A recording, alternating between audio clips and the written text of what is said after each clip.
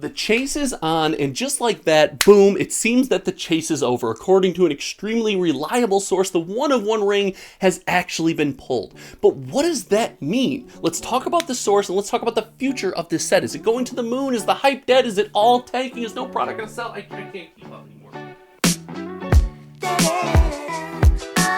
The release of Magic the Gathering Lord of the Rings has been an unstoppable hype train that regular enthusiasts have gotten behind in record numbers. And many say this is completely driven by the existence of one of the most popular Magic cards ever created. It's not the only one-of-one, there are a couple other one-of-ones, but it is a one-of-one serialized V1 ring. That's right, this card was said to be in the wild and was to be the main chase of this set, but according to an extremely reliable source, Dave and Adam's Card World on Twitter, this card has been pulled. They are confirming it's been pulled, and they're telling us they will give us details as they come in. Now, this is an extremely reliable source from what I can tell. David Adams Card World is not only a big player in tracking limited print run cards and putting up bounties on these cards in the sports card world, but they were also one of the early bounties for the One Ring at, I believe, $1 million.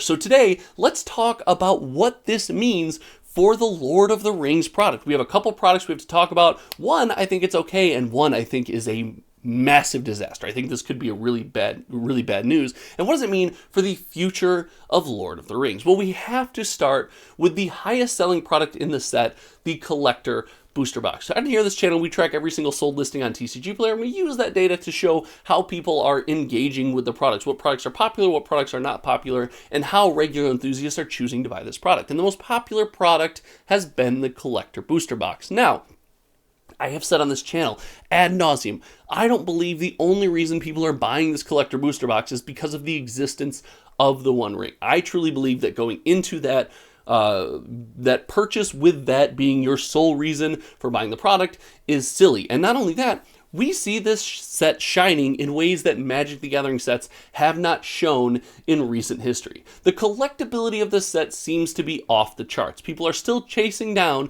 the serialized Soul Rings and the non-serialized, but admittedly limited printing, regular Soul Rings. These are selling for crazy numbers on the secondary market, and they are being scooped up almost as soon as they are put out there. In fact, the regular Soul Rings, I think, are going to be something iconic that in a couple of years, when you look and you see in a Commander deck, are very exciting. Further that with the idea that people are collecting some of the regular cards from this set. It's very popular right now to see people out there chasing down copies of the Nazgul, chasing down copies of the Ring Party, or the scene cards to build their own scenes in their binder. And then you take a look at the fact that the One Ring might be the most powerful card in the modern format since Modern Horizons 2, and couple that with the idea that there's crazy Commander playability, there's tons of theme in this set. I really think the Collector Booster Box is safe. Now, I say all that to say this. I don't think that in the short term we won't see a slight dip in the Collector Box. There is a moment here where it seems like most game stores have sold out or are finally selling out of their last bits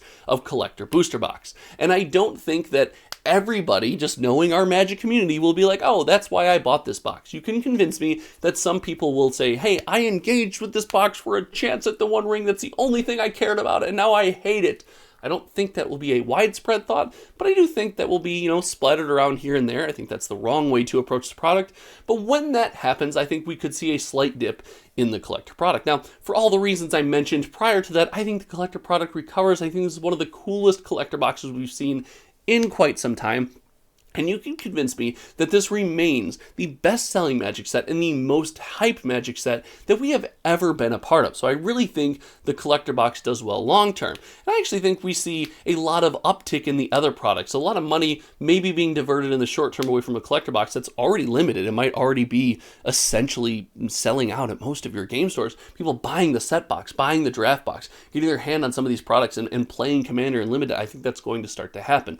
But there's a giant feels bad right around the corner that's going to hit our community. It's like a meteor coming to our community, and that is the gift bundle. I am certain, I am positive, I am 100% in full belief that the sale of this gift bundle was widely driven by this notion that Wizards of the Coast put the One Ring inside of a gift bundle. I can almost, I feel that one in my bones. At the time of the recording of this video, The gift bundle is selling from anywhere between, I think, $170 and $200, and it's fluctuating wildly when it comes to TCG Player, what I believe to be the most popular trading card game marketplace in the United States.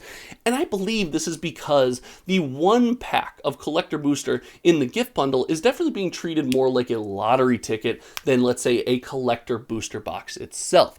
I believe that the gift bundle has some amazing cards in it. I mean, look, we talked about it before. The One Ring in that gift bundle is a highly playable modern card. It's going for lots of money on the secondary value, but you could get that in the regular bundle. The only reason to go and buy the gift bundle is for the single pack. And instead of trying to jumpstart a collection or build or have a premium opening experience, the one pack doesn't really lean into, any of those things. Jumpstarting, building a collection, like having that long-term opening experience. It really leans into the notion that, like, hey, this is a one-off and I'm shooting my shot and I'm going for it. And because of this, I think a lot of the consumers, a lot of regular people like you and I that spent their hard-earned money on a gift bundle might, especially if they bought at a higher price, are going to have a feels bad. Now, we talk about feels bad on this channel a lot, and a feels bad is something that can damage a set long-term, right? That emotional connection is something that we value very highly as Magic the Gathering enthusiasts. It's something that we like to hang on to and something we really like to use when we decide what our favorite sets are, when we want to engage with remastered products, when we want to go open old boxes. We lean into that nostalgia,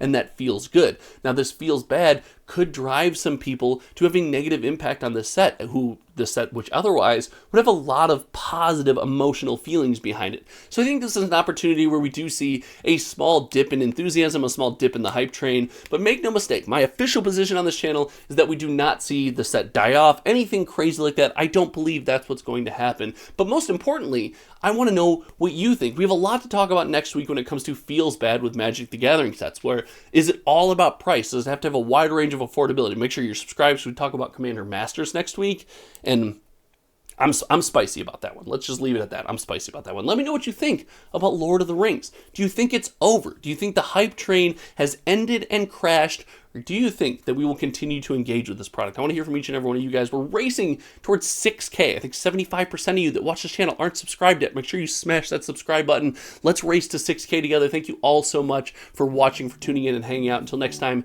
you all know me. My name is Josh. I hope you still have fun with your product, and this is about to be a wild weekend. I thought we were going to have a calm weekend. It's going to be crazy.